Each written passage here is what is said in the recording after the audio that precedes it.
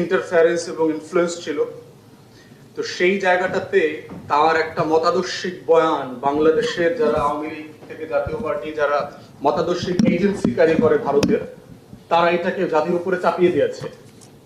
চাপিয়ে দেওয়ার বদলে যেটা হয়েছে যে আমাদের মধ্যে কিছু কমন পারসেপশন ডেভেলপ করেছে যে ভারত অনেক বড় দেশ, ভারত অনেক শক্তিশালী রাষ্ট্র, ভারত চাইলে অনেক কিছু করতে পারে, ভারত বাংলাদেশকে যে কোনো সময় 2 দিন 3 দিনের মধ্যে দখল করে নিতে পারে, এরকম অনেক কিছু পারে।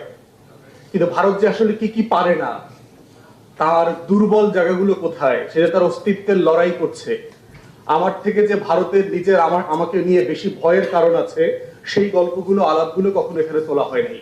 কারণ তোষামোদের রাজনীতি আছে প্রচন্ড রকম। বড় রাজনৈতিক দলগুলো যারা সাকসেসিভলি রাষ্ট্র চালিয়েছে গত 53 বছর, তারা বরাবরই ভারত তোষণ করে, ভারতের তোষামোদি করে, দালালি করে কিভাবে ক্ষমতায় থাকা যায় সেটা চেষ্টা করেছে।